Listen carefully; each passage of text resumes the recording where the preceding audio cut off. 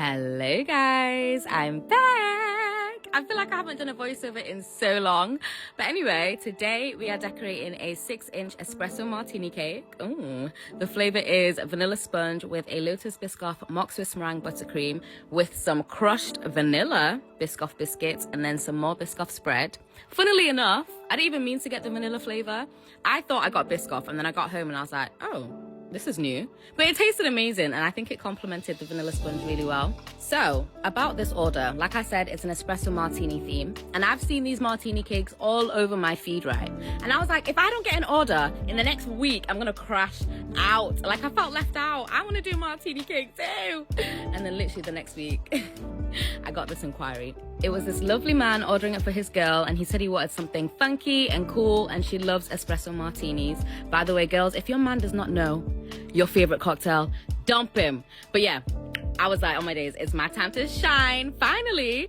So I decided to do the spilt martini design, letting you know now, it went all wrong, but we did fix it in the end, so just stick around. Okay, so we filled it, we've stacked it, and now we're final coating. I actually decorated this cake on live, and somebody asked me which is better, an acrylic scraper or a metal scraper. In my humble opinion, I prefer metal. I just think it gives you like a really, really smooth finish. Now, I got this martini glass off Amazon, and it was a little bit too big, and it didn't fit on my 10-inch board, so I had to move the cake all the way to the side to make space for it. Then I filled it with some dark chocolate ganache to give it that, I don't know, espresso. I literally had to Google what an espresso martini is. I've never had one before and I don't really like coffee. Like, I'm just trying to think, alcohol and coffee mixed together. It just sounds like diarrhea to me. But here is where I messed up. Oh my days. Oh shoot, I messed up. Oh my gosh, I messed up.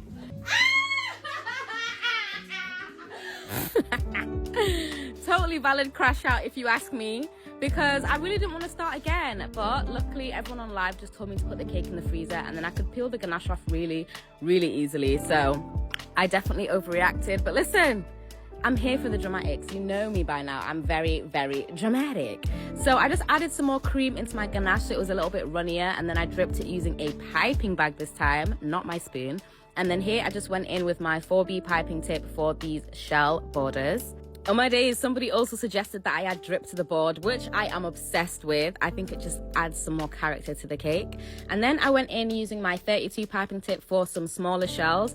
I was going off a reference picture, but then it literally ended up looking nothing like the picture. And I'm okay with that.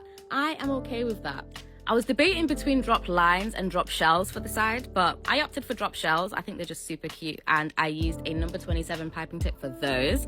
And then I added on some gold sprinkles. These are my favorite ones. They're from Cake and Bake. They're just super, super shiny and metallic and edible. I say edible because sometimes people are like, can you eat the sprinkles? Obviously you can eat the sprinkles. They're sprinkles. Oh, anyway, I added a candle into the cocktail, which I think was a really cute detail. And then I went in with a reverse shell border on the top and the sides. I used my number 27 piping tip again. Not gonna lie, it was quite tricky working around the giant cup in the way, but I don't know. I don't really work in chronological order. Like if I see a space that's missing something, I just add it, even though it is a bit difficult, but I always make it work. Now for my favorite part, oh my days. I color matched fondant to the chocolate and I wrote a teeny bit older and I made it like a little bit wiggly to look like it was sliding off the cake. And then I added on some handmade fondant coffee beans on the cake. And then I finished it off with some brown bows and some glitter.